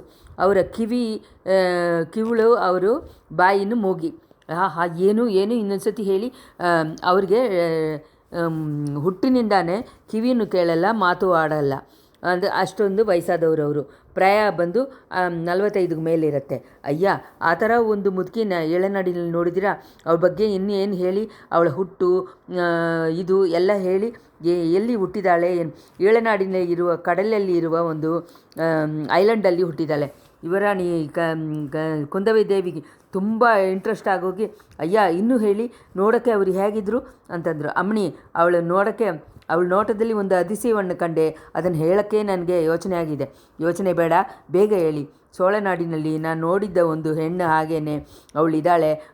ವಯಸ್ಸು ಮಾತ್ರನೇ ಜಾಸ್ತಿ, ಆಡೆ ಆಭರಣಗಳು ಇಲ್ಲದೆ ತಲೆವಿರಿ ಗೋಲವಾಗಿದ್ದರು. ಇನ್ನೂ ಇಲ್ಲಿ ನೋಡಿದ ನಾನು ಹೆಣ್ಣು ಹಾಗೇ ಅವ್ರು ಅನಿಸಿತು. ಅದೇ ಮುಖ, ಅದೇ ನೋಟ. ನಿಜವಾಗ್ಲೂ ನಾನು ಒಂದು ನಿಮಿಷ ಏಮಾರಿ ಹೋಗ್ಬಿಟ್ಟೆ. ಅಯ್ಯ, ಅಂಥ ಹುಡುಗಿ ಇಲ್ಲಿ ಇರೋರು ಯಾರು? ಯುವರಾಣಿ, ನಿಮ್ಮಿಂದ ಊಹಿಸಕ್ಕೆ ಗೊತ್ತಾಗಿಲ್ವಾ? ಆ ಹೆಣ್ಣು ಬಗ್ಗೆ ವಾನತಿನ ತಂಜೆ ಅರಮನೆಯಲ್ಲಿ ಇರುವ ನನ್ನ ಅಮ್ಮನ ನೀವು ಹೇಳಿದ ಯಾರೂ ಅಲ್ಲ, ಪಳುವೂರು ಎಳೆಯರಾಣಿ ನಂದಿನಿ ದೇವಿ. ಹೌದು, ನಂದಿನಿನೇ. ದೇವರೇ, ಹಾಗಾದರೆ ನಾನು ಅನುಮಾನಿಸಿದ್ದು ನಿಜ ಆಯಿತು. ಏನು ಅನುಮಾನಿಸಿದ್ರಿ? ವಿಷನಾಗಕ್ಕಿಂತ ಕೆಟ್ಟವಳು ಅಂತ ಅಂದ್ಕೊಂಡಿದ್ದ ನಾನು ಅವಳ ಮೇಲೆ ಬೇಸರ ಆಗಿದ್ದೆ. ನಿಜವಾಗ್ಲೂ ಅವಳು ನನ್ನ ಸೋದರಿಯಾಗಿ ಇರ್ಬೋದೋ ಅಂತ ಅನುಮಾನಿಸ್ತಾ ಇದ್ದೀನಿ. ಅದು ನಿಜ ಅಂತ ನೀವು ಹೇಳೋದ್ರಿಂದನೇ ತಿಳಿಯಿತು. ವಿಧಿನ ಕೊಡುಮೆನೇ ಕೊಡುಮೆ. ಇದರಿಂದ ಕುಲ ಗೋತ್ರ ಗೊತ್ತಿಲ್ಲದೆ ಇರೋ ಒಂದು ಹೆಣ್ಣನ್ನು ರಾಜಕುಲವನ್ನು ಸೇರಿದವರು ಮದುವೆ ಮಾಡಿಕೊಂಡ್ರೆ ಎಷ್ಟು ತಪ್ಪು ಅಂತ ಗೊತ್ತಾಯ್ತಲ್ವ ಅಮ್ಮಣಿ. ನಾನು ಆ ಥರ ಕುಲಗೋತ್ರ ಗೊತ್ತಿಲ್ಲದೇವನ ಅಲ್ಲ. ನನ್ನ ಮೂದಾದಿಯರೆಲ್ಲ 300 ವರ್ಷದಿಂದ ಈ ತಮಿಳ್ನಾಡನ್ನು ಆಳ್ಕೊಂಡು ಬಂದವರು. ಸೇರ ಸೋಳ ಪಾಂಡ್ಯರುಗಳಕ್ಕಿಂತ ಸೆರೆಯಿಲ್ಲ ಸೇರಿಸಿದ್ರು. ಇಂಥ ನನಗೆ ರಾಜ್ಯವಿಲ್ಲದೆ ಇದ್ರೂ ನನ್ನ ಕೈನಲ್ಲಿ ವಾಳಿದೆ, ನನ್ನ ಹೆಗಲಲ್ಲಿ ತುಂಬ ಸ್ಟ್ರೆಂತ್ ಇದೆ, ನನ್ನ ಮನಸ್ಸಿನಲ್ಲಿ ಧೈರ್ಯ ಇದೆ. ಅಯ್ಯ, ನಿಮ್ಮ ಹೆಮ್ಮೆಗಳನ್ನು ಇವಾಗ ಸ್ವಲ್ಪ ಹಿಂದೆ ತಗೊಳ್ಳಿ, ಕೇಳ್ಕೊತೀನಿ. ಆಮೇಲೆ ತಕ್ಷಣ ಮಾಡೋದಕ್ಕೆ ಬೇಕಾದ ಕೆಲಸಗಳಿವೆ. ನಿಮ್ಮ ಹೆಲ್ಪ್ ನನಗೆ ಬೇಕು, ಕೊಡ್ತೀರಲ್ವಾ? ನನಗೆ 1000 ಉಸಿರಿದ್ರೂ ಅಷ್ಟನ್ನು ನಿಮಗೋಸ್ಕರ ನಾನು ಕೊಡೋಕ್ಕೆ ಸಿದ್ಧವಾಗಿದ್ದೀನಿ. ಆ ಓಡಕಾರ ಹುಡುಗಿ ಪೂಂಗುಳಿಗೆ ನೀವು ಒಡ ಹುಟ್ಟಿದವರೇನೋ ಆ ಥರ ಅನಿಸುತ್ತೆ. ಒಳ್ಳೆಯದು, ಆ ಮಾತು ಇವಾಗ ಬೇಡ. ಇದು ಈ ಹೆಣ್ಣು ಕಣ್ಣು ಬಿಡ್ತಾ ಇದ್ದಾಳೆ. ಹೌದು, ಇಷ್ಟರಲ್ಲಿ ವಾಣತಿಗೆ ಪೂರ್ಣ ಪ್ರಜ್ಞೆ ಬಂದುಬಿಡ್ತು. ಅವಳ ಮನಸ್ಸಿನಲ್ಲಿ ಶಕ್ತಿ ಬಂದುಬಿಡ್ತು, ಮನಸ್ಸಿನಲ್ಲಿ ಏನೇನೋ ಯೋಚನೆಗಳು ಬಂದುಬಿಡ್ತು. ಯುವರಾಜರು ಆ ಓಡಕಾರ ಹುಡುಗಿಯ ಪ್ರೀತಿಗಿಂತ ತನ್ನ ಪ್ರೀತಿ ದೊಡ್ಡದು ಅಂತ ನಿರೂಪಿಸುವ ತನಕ ತಾನು ಉಸಿರಿಂದ ಇರಬೇಕು ಅಂತ ತೀರ್ಮಾನ ಮಾಡಿದ್ಲು. ಅಷ್ಟು ಜೊತೆ ತಂಜೆ ಅರಮನೆಯಲ್ಲಿ ಚಕ್ರವರ್ತಿ ಮಲಗಿದ್ದ ಅವತ್ತೊಂದು ದಿವಸ ರಾತ್ರಿ ತಾನು ಕಂಡಿದ್ದ ನೋಟನೂ ಕೇಳಿದ ಕೂಗನ್ನು ನೆನಪು ಬಂತು. ಅದರಿಂದ ಏನು ಮೀನಿಂಗ್ ಅಂತ ಇವಾಗ ಅವಳಿಗೆ ತಿಳಿಯಿತು. ವಾಣತಿ ಕಣ್ಣು ಬಿಟ್ಟ ತಕ್ಷಣ ಎಳೆಪ್ರಾಟಿ ನನ್ನ ಕಣ್ಣೆ ಏನು ಇವಾಗ ಹೆಂಗಿದೆಯಾ ಅಂತ ಪ್ರೀತಿಯಿಂದ ಕೇಳಿದರು. ನನಗೇನೂ ಇಲ್ಲ ಅಕ್ಕ, ನಿಮಗೆ ತೊಂದರೆ ಕೊಟ್ಟುಬಿಟ್ಟಿದ್ದೀನಿ, ನಾನು ನೆನೆಸ್ಕೊಂಡ್ರೆ ನನಗೆ ಸಂಕಟವಾಗಿದ್ದೇನೆ. ಆ ಸಮಯದಲ್ಲಿ ಆಳ್ವಾರ್ಕಡಿಯನ್ನು ಪ್ರವೇಶ ಮಾಡಿ ನಾನು ತೊಂದರೆ ಕೊಡೋಕ್ಕೇ ಬಂದಿದ್ದೀನಿ ದೇವಿ. ಅರಮನೆ ಬಾಗಿಲಿಯಲ್ಲಿ ಒಂದೇ ಜನದ ಗುಂಪನ್ನು ಕೂಗುನ್ನು ಇದೆ. ಯುವರಾಜ ನೀರಲ್ಲಿ ಮುಳುಗಿ ಇದ್ದ ಬಗ್ಗೆ ಜನಗಳು ಒಂದೇ ಅಹಂಕಾರವಾಗಿದ್ದಾರೆ. ನೀವು ತಕ್ಷಣ ಬಂದು ಸಮಾಧಾನ ಹೇಳ್ದಿದ್ರೆ ವಿಪರೀತ ಆಗಿಬಿಡುತ್ತೆ ಅಂತ ಅಂದ. ಇಷ್ಟರಲ್ಲಿ 24ನೇ ಸಂಚಿಕೆ ಸಂಚಿಕೆ 25. ಪಳೆಯಾರೆ ನಗರ್ನಲ್ಲಿ ಬೀದಿನಲ್ಲಿ ಅವತ್ತಿನ ತನಕ ಯಾವತ್ತೂ ನೋಡದೇ ಇರುವ ಹಾಗೆ ಅಲ್ಲೋಲ ಕಲ್ಲೋಲವಾಗಿತ್ತು. ಆ ದೊಡ್ಡ ರಾಜ್ಯದಲ್ಲಿ ರಾಜ ಮಾಳಿಗೆಗಳು ಇದ್ದಿದ್ದ ಜಾಗವನ್ನು ನೋಡಿ ಜನಗಳು ಗುಂಪು ಗುಂಪಾಗಿ ಬರ್ತಾಯಿದ್ರು. ಗಂಡಸರು, ಹೆಂಗಸರು, ವಯಸ್ಸಾದವರು, ಯುವಕರು, ಮಕ್ಕಳು ಗುಂಪು ಗುಂಪಾಗಿ ಬರ್ತಾಯಿದ್ರು. ಶೈವರುಗಳು, ವೈಷ್ಣವರುಗಳು, ಬುದ್ಧರುಗಳು, ಶಮಣರುಗಳು ಆ ಗುಂಪಿನಲ್ಲಿ ಮಿಕ್ಸ್ ಆಗಿದ್ದರು. ತುಂಬ ವ್ರತಗಳನ್ನುಗೊಂಡಿದ್ದ ಕಾಳ ಮುಗರುಗಳು ಕೂಡ ಕೆಲವರ ಗುಂಪಲ್ಲಿ ಬಂದು ಅಲ್ಲಲ್ಲಿ ತೋರಿಸ್ಕೊಂಡ್ರು. ಜನಗಳು ಎಲ್ಲರೂ ಹತ್ಕೊಂಡು ಏನೇನೋ ಗೊಣಕ್ಕೊಂಡು ಬರ್ತಾಯಿದ್ರು. ಕೆಲವರು ಪಳವೇಟೆಯರುಗಳನ್ನ ಬಾಯಿಂದ ಶಾಪ ಕೊಟ್ಕೊಂಡು ಹೋದರು. ಯುವಕರು ಕೆಲವರು ಅಲ್ಲಲ್ಲಿ ಕೈಯಲ್ಲಿ ಕಡ್ಡಿಗಳಿಟ್ಕೊಂಡು ಇದ್ದರು. ಅವ್ರುಗಳು ಆಗಾಗ್ಗೆ ಒಬ್ಬೊಬ್ಬರ ಕಡ್ಡಿಯನ್ನು ಇನ್ನೊಬ್ಬರು ತಟ್ಟಿ ಶಬ್ದ ಮಾಡ್ಕೊಂಡು ಹೋದರು. ಆ ಶಬ್ದ ಬರುವಾಗ ಕಡೆಯೆಲ್ಲ ಪಳವೇಟೆಯರುಗಳ ತಲೆಯಲ್ಲೇ ಹಾಗೆ ಹಾಕು ಅಂತ ಹೇಳಿ ಕೆಲವರು ಮೆತ್ತಿಗೆ ಹೇಳಿದರು. ಆಮೇಲೆ ಆ ಥರ ಶಬ್ದ ಮಾಡಿ ಕೂಗಿದ್ರು. ಶಬ್ದ ಮಾಡಿದವರಲ್ಲಿ ಕಾಳಮುಗರುಗಳು ಇಂಪಾರ್ಟೆನ್ಸು. ಪಳೆಯಾರೆಯಲ್ಲಿದ್ದಿದ್ದ ಮುಖ್ಯವಾದ ರಾಜ ಮಾಳಿಗೆಗಳ ಮುಂಚೆ ಇದ್ದಿದ್ದ ಕಡೆ ಎಲ್ಲನೂ ಮಾಳಿಗೆಗಳು ಸೇರಿ ಮುಂಚೆ ಇದ್ದಿದ್ದ ವಿಶಾಲವಾದ ಒಂದು ಹಾಲ್ ಥರ ಇತ್ತು.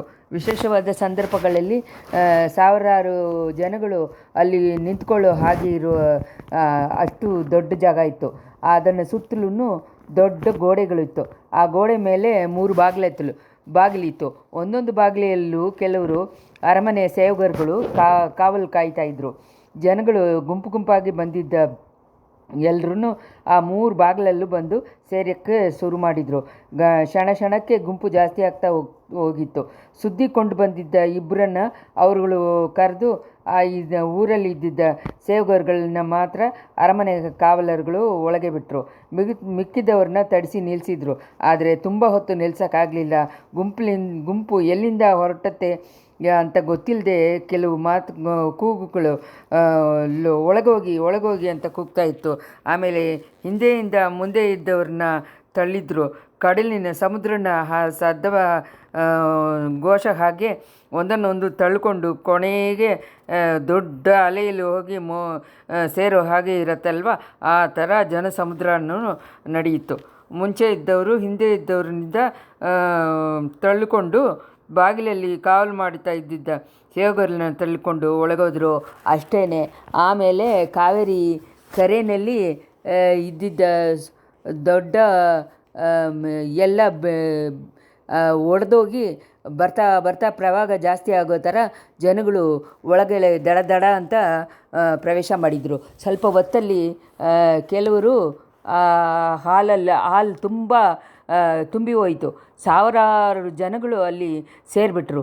ಈ ಥರ ಜನಗಳು ಕಟುಕಾವಲನ್ನ ಮೀರಿ ಆ ಹಾಲಲ್ಲಿ ಬಂದು ಸೇರಿದಾಗ ಬಂದಿದ್ದ ಆರವಾರವನ್ನೇ ಸೆಂಬಿಯನ್ ಮಹಾದೇವಿ ಮಧುರಾಂತಕನಿಂದ ಮಾತಾಡ್ಕೊಂಡಿದ್ದಾಗ ಕೇಳಿದರು. ಕುಮಾರನ ಜೊತೆ ಮಾತಾಡೋದನ್ನು ಬಿಟ್ಟುಬಿಟ್ಟು ಅರಮನೆ ಮೇಲ್ಮಾಡದಲ್ಲಿ ಮುಂಚೆ ಇದ್ದಿದ್ದ ಕಡೆ ಬಂದು ಸೇರಿದರು. ದೈವಿಕವಾಗಿ ಶಾಂತ ಆಗಿದ್ದ ಅವರು ಮುಖವನ್ನು ನೋಡಿದ ತಕ್ಷಣ ಎಲ್ಲರೂ ಸ್ವಲ್ಪ ಶಾಂತವಾಗಿ ಇದ್ದರು. ಜನಸಮುದ್ರದಲ್ಲಿ ಸ್ವಲ್ಪ ಶಬ್ದ ಕಮ್ಮಿ ಆಯಿತು. ಆದರೆ ಕೆಲವೇ ಹೊತ್ತೇನೆ ಅಲ್ಲಿ ನಿಶಬ್ದ ಉಂಟಾಯಿತು. ತಾಯೇ, ನಮ್ಮ ಯುವರಾಜ ಎಲ್ಲಿ? ನಮ್ಮ ಅರುಳ್ಮೊಳಿವರ್ಮ ಎಲ್ಲಿ? ಪೊನ್ನಿಯಿನ್ ಸೆಲ್ವರ್ ಎಲ್ಲಿ ಅಂತ ಹೇಳಿ ಗುಂಪಿನಲ್ಲಿ ಕೂಗಾಟ ಕೇಳಿತು. ಅಷ್ಟೇ ಆ ಜನಸಮುದ್ರದಲ್ಲಿ ಮುಂಚೆಕ್ಕಿಂತ ಜಾಸ್ತಿ ಶಬ್ದ ಹೊರಟುಬಿಡ್ತು. ಸೆಂಬಿಯನ್ ಮಹಾದೇವಿ ಏನೂ ಗೊತ್ತಿಲ್ಲದವರೇ ಹಂಗೆ ತೆಗೆಸಿ ನಿಂತುಬಿಟ್ರು.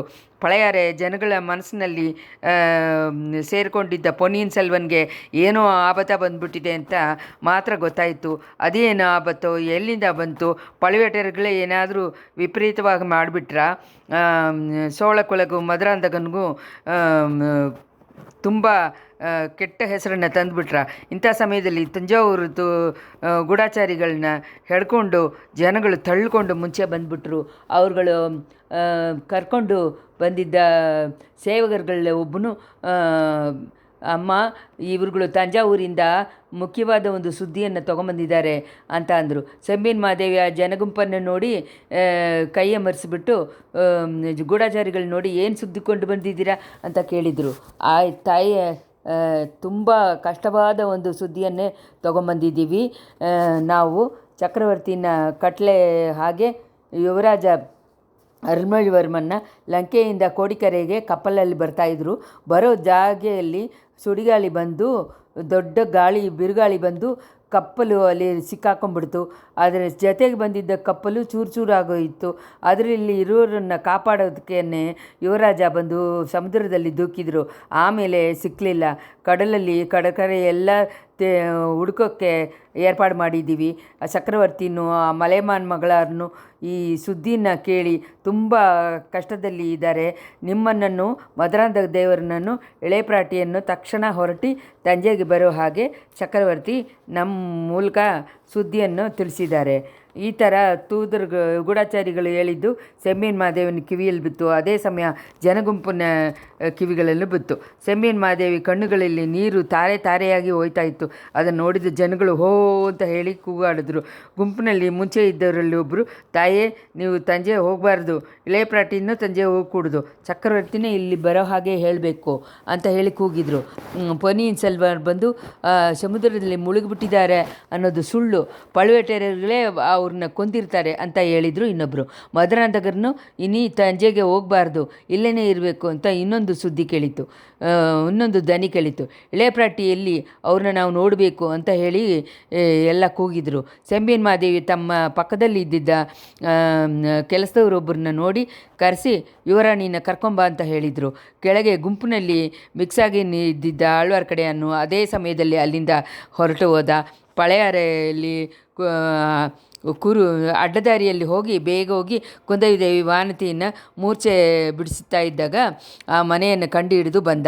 ವಂದಿತೇವನ ಹತ್ರ ಇಳೆಪ್ರಾಟಿ ಕೇಳಿದ ಹಾಗೆ ಕೊನೆಯ ಮಾತುಗಳನ್ನ ಕೇಳಿಕೊಂಡೆ ಅರಮನೆ ಇದರಲ್ಲಿ ನಡೆಯುವ ಅಮರ್ಕಳವನ್ನು ಕೇಳಿದ. ಇಳೆಪ್ರಾಟಿ ವಾನತಿ ಹತ್ರ ಚೈತ್ಯೋಪರಾಚ ಮಾಡೋ ಕೆಲಸದವರ ಹತ್ರ ಒಪ್ಪಿಸಿಬಿಟ್ಟು ಅರ್ಜೆಂಟಾಗಿ ಹೊರಟರು. ಇಳೆಪ್ರಾಟಿ ಕುಂದವಿದೇವಿ ಅರಮನೆಯನ್ನೇನು ಮಾಳಿಗೆ ಮೇಲೆ ಸೆಂಬಿಯನ್ ಮಾದೇವಿಯ ಹತ್ರ ಹೋದಾಗ ಆ ಮುದುಕಿಯ ಕಣ್ಣಿಂದ ನೀರನ್ನು ಬರೋದನ್ನು ನೋಡಿದ್ರು. ಅದನ್ನು ನೋಡಿದ ತಕ್ಷಣ ಕುಂದವಿನ ಕಣ್ಣುಗಳನ್ನು ಕಣ್ಣೀರು ಬರೋಕ್ಕೆ ಶುರುವಾಯಿತು. ಇದನ್ನು ನೋಡಿದ ಜನ ಸಮೂಹ ಇನ್ನೂ ಸೋಗವಾಗಿ ಆಗಿತ್ತು. ಪೊನ್ನಿಯಿನ್ ಸೆಲ್ವ ಕಡಲಲ್ಲಿ ಮುಳುಗಲಿಲ್ಲ, ಪழுವೇಟರೆಯರನ್ನೇ ಕುಂತುಬಿಟ್ಟಿದ್ದಾರೆ, ಅವ್ರುಗಳನ್ನ ಸೇಡು ತೀರಿಸ್ಕೊಂಡ್ಬಿಟ್ಟಿದ್ದಾರೆ ಅಂತ ಹೇಳಿದರು. ಚಕ್ರವರ್ತಿ ಪழுವೇಟರೆಯರನ್ನ ಸೆರೆಯಲ್ಲಿ ಇಟ್ಟಿದ್ದಾರೆ, ಅವ್ರನ್ನ ಬಿಡುಗಡೆ ಮಾಡಿ ಕರ್ಕೊಂಬರ್ಬೇಕು. ಯುವರಾಣಿ ಕಟ್ಲೆ ಹಾಕಿದರೆ ಆ ಥರನೇ ನಾವು ಹೊರಡಕ್ಕೆ ಸಿದ್ಧವಾಗಿದ್ದೀವಿ. ಈ ಥರ ಎಲ್ಲ ಗುಂಪಿನಲ್ಲಿ ಇರೋರು ಇಳೆಪರಾಟಿಯನ್ನು ನೋಡಿ ಕೂಗಿದರು. ಕುಂದವಿನ ಮನ ತೀವ್ರವಾಗಿ ಯೋಚನೆ ಚಿಂತಿಸಿತು. ಯುವರಾಜ ಉಸಿರಿಂದ ಇದ್ದಾರೆ ಅಂತ ನಿಜವನ್ನು ಇವಾಗ ಹೇಳಬಾರ್ದು, ಆದರೆ ಜನಗಳನ್ನ ಸಮಾಧಾನ ಆಗಿ ಮಾಡಿಸಿ ಕಳಿಸ್ಬೇಕು. ಅದಕ್ಕೆ ಒಂದು ದಾರಿ ಕಾಣಿತ್ತು. ಕಣ್ಣಲ್ಲಿ ಸುರಿಯೋ ನೀರನ್ನು ಒರೆಸ್ಕೊಂಡು ಜನಗುಂಪನ್ನು ಮುಂದುವರೆಸದಲ್ಲಿ ನಿಂತವ್ರನ್ನ ಯುವರಾಣಿ ನೋಡಿದರು. ಅಷ್ಟರಲ್ಲಿ ಆಳ್ವಾರ್ ಕಡೆಯನ್ನು ವಂದಿತೇವನ ಅಲ್ಲಿ ಬಂದು ನಿಂತ್ಕೊಂಡಿದ್ರು. ಆಳ್ವಾರ್ ಕಡೆಯನ್ನು ನೋಡಿ ಇಳೆಪರಾಟಿ ಮೇಲೆ ಬರೋ ಹಾಗೆ ಸಮೀಚ ಕೊಟ್ಟರು. ಆಳ್ವಾರ್ ಕಡೆಯನ್ನು ಅದರಿಂದ ಮೇಲೆ ಹೋದ. ಅವನ ಹತ್ರ ಕುಂದವಿ ಮೆತ್ತವಾದಿ ಧ್ವನಿಯಲ್ಲಿ ಏನೋ ಹೇಳಿದರು. ಆಳ್ವಾರ್ ಕಡೆ ಜನಗುಂಪನನ್ನು ಕೈಯಮರಿಸಿ ಅವನ ದೊಡ್ಡದಾಗಿದ್ದಿದ್ದ ವಾಯ್ಸಿಂದ ಅವನು ಹೇಳಿದ, ಪೊನ್ನಿಯಿನ್ ಸೆಲ್ವರ್ ಬಂದು ಸತ್ತಿರ್ತಾರೆ ಅಂತ ಇಳೆಪರಾಟಿ ಇಂದ ನಂಬಕ್ಕಾಗಲಿಲ್ಲ. ಮುಂಚೆ ಒಂದು ಸಮಯ ಕಾವೇರಿ ತಾಯಿ ಯುವರಾಜನ್ನು ಕಾಪಾಡಿದ್ದನ್ನು ಹಾಗೆಯೇ ಸಮುದ್ರರಾಜನ್ನು ಅವ್ರನ್ನ ಕಾಪಾಡಿರ್ತಾರೆ ಅಂತ ನಂಬುತ್ತಾರೆ. ಈ ಜೋಯಿಸನು ಹೇಳೋದನ್ನು ಕೇಳಿದರೆ ಹಾಗೆ ಹೇಳ್ತಾ ಇದ್ದೀವಿ. ಯುವರಾಜನ್ನು ಕಂಡುಹಿಡಿಯೋಕ್ಕೆ ಇಳೆಪರಾಟಿ ಎಲ್ಲ ಏರ್ಪಾಡುಗಳನ್ನು ಮಾಡ್ತಾರೆ, ನಿಮ್ಮನ್ನೆಲ್ಲ ನೆಮ್ಮದಿಯಾಗಿ ಮನೆಗೆ ಹಿಂತಿರುಗಿ ಹೋಗಿ ಹಾಗೆ ಕೇಳ್ಕೊಂಡಿದ್ದಾರೆ ಅಂತಂದು. ಇದನ್ನು ಕೇಳಿದ ತಕ್ಷಣ ಜನಗುಂಪಿನಲ್ಲಿ ಒಂದು ದೊಡ್ಡ ನೆಟ್ಟುಸುರು ಬಂದ ಹಾಗೆ ಶಬ್ದ ಬಂತು. ಆ ಜೋಯಿಸಾಯಲ್ಲಿ ಅವನ ಬಾಯಿಂದಾನೇ ನಾವು ಈ ಒಳ್ಳೆ ಸುದ್ದಿಯನ್ನು ಕೇಳ್ತೀವಿ ಅಂತ ಅಂದರು ಒಬ್ಬರು. ಇದೇ ಸಮಯ ಅಂತ ಹೇಳಿ ವಂದಿತೇವನ್ ಹಾರಿ ಹೋಗಿ ಮೇಲ್ಮಾಡಕ್ಕೆ ಹೋದ. ಆಳ್ವಾರ್ ಕಡೆಯನ್ನು ಹತ್ತಿರ ಹೋಗಿ ನಿಂತ್ಕೊಂಡು, ಯುವರಾಜರಿಗೆ ದೊಡ್ಡ ಗಂಡ ಬಂದಿದ್ದು ನಿಜಾನೇ, ಆದರೆ ಅವರ ಉಸಿರಿಗೆ ಏನು ಅಪಾಯ ಇವಾಗ ಇಲ್ಲ, ಬೇಗ ಸಿಕ್ಬಿಡ್ತಾರೆ ಅಂತಂದ. ನಿನಗೆ ಹೇಗೆ ಗೊತ್ತು ಅಂದಿದ್ದು ಒಂದು ಧ್ವನಿ. ನಾನು ಜೋಯಿಸ, ಗ್ರಹಗಳನ್ನು ನಕ್ಷತ್ರಗಳನ್ನು ನೋಡಿ ತಿಳ್ಕೊಂಡೆ, ನಿಮಿತ್ತಗಳನ್ನು ನೋಡಿ ನಾನು ತಿಳ್ಕೊಂಡೆ. ಸುಳ್ಳು ನೀನು ಹೇಳೋದು ಸುಳ್ಳು, ನೀನು ಜೋಯಿಸ ಅಲ್ಲ, ನೀನು ಗೂಢಚಾರಿ ಅಂತದ್ದು ಅದೇ ಧ್ವನಿ. ವಂದಿತೇವನ ಧ್ವನಿಗೆ ಉಂಟಾದವನ್ನ ಶಾರ್ಪಾಗಿ ನೋಡಿದ. ಅವನು ವೈದ್ಯರ ಮಗ ಪಿನಾಕಪಾಣಿ ಅಂತ ತಿಳ್ಕೊಂಡ. ಹುಚ್ಚ, ನನ್ನನ್ನು ನಾವು ಗೂಢಚಾರಿ ಅಂತ ಹೇಳ್ತೀಯ? ನಾನು ಗೂಢಚಾರಿ ಇದ್ದರೆ ಯಾರು ಗೂಢಚಾರಿ ಅಂತ ಕೇಳ್ದ. ಪழுವೇಟರೆಯರನ್ನ ಗೂಢಚಾರಿ ಅಂತ ವೈದ್ಯರ ಮಗ ಹೇಳ್ದ. ಏನು ಹೇಳಿದ್ಯಾ ಅಂತ ವಂದಿತೇವ ಗರ್ಜನೆ ಮಾಡ್ದ. ಜನಗಳು ಕೆಳಗಡೆ ನಿಂತಿದ್ದ ಹಾಲಿಗಿಂದ ವಂದಿತೇವನ್ ನಿಂತಿದ್ದ ಮೇಲಿರುವ ಮಾಡ 12 ಅಡಿ ಉದ್ದದಲ್ಲಿತ್ತು. ಅದನ್ನು ಅವನು ನೋಡದೆ ಮೇಲಿಂದ ಒಂದೇ ಸತಿ ವೈದ್ಯರ ಮಗನ ಮೇಲೆ ಹಾರಿ ಹೋದ. ಇಬ್ಬರಿಗೂ ದ್ವಂದ್ವ ಯುದ್ಧ ಸ್ಟಾರ್ಟ್ ಆಯಿತು. ಜಗಳ ಅಂದರೆ ಜಗಳ, ಎಂಥ ಇದರಲ್ಲೂ ಇಂಥ ಜಗಳವನ್ನು ನೋಡೋರು ಇರ್ತಾರಲ್ವ. ವಂದಿತೇವನಿಗೂ ವೈದ್ಯರ ಮಗನಿಗೂ ಜಗಳ ನಡೆದಿದ್ದ ಜಾಗ ಬಿಟ್ಟು ಜನಗಳು ಸುತ್ತಲೂ ನಿಂತ್ಕೊಂಡ್ಬಿಟ್ಟು ನೋಡೋಕ್ಕೆ ಶುರು ಮಾಡಿದ್ರು. ಮೇಲ್ಮಾಡದಿಂದ ಇದ್ದವರು ವಿಚಾರದಿಂದ ಅದನ್ನು ನೋಡಿದ್ರು. ಜನಗುಂಪಿನಲ್ಲಿ ತುಂಬ ಜನಕ್ಕೆ ವಿಷಯ ಏನು ಅಂತ ತಿಳ್ಕೊಳ್ದೇನೆ ಮುಂಚೆಗಿಂತ ಜಾಸ್ತಿ ಗುಂಪು ಕೂಗಕ್ಕೆ ಶುರು ಮಾಡಿಬಿಟ್ರು. ಇಂಥ ಸಮಯದಲ್ಲಿ ಬಾಗಿಲ ಹತ್ರದಿಂದ ಸಂಗನಾದನು, ಏನೇನೋ ಗಂಟೆಗಳ ಶಬ್ದನೂ ಕೇಳಿತ್ತು. ಅದನ್ನು ಆ ಥರ ಕೇಳಿತು. ಮುಖ್ಯಮಂತ್ರಿ ಅನಿರುದ್ಧ ಬ್ರಹ್ಮರಾಯರು ಬರ್ತಾ ಇದ್ದಾರೆ, ದಾರಿ ಬಿಡಿ ಅಂತ ಹೇಳಿ ಆ ಧ್ವನಿ ಕೇಳಿತ್ತು. ಆ ಗುಂಪಿನಲ್ಲಿ ಮುಖ್ಯಮಂತ್ರಿ ಬರೋಕ್ಕೆ ತಾನಾಗೇ ಜಾಗ ಉಂಟಾಯಿತು. ಇಷ್ಟರಲ್ಲಿ 25ನೇ ಸಂಚಿಕೆ ಮುಗಿಯಿತು.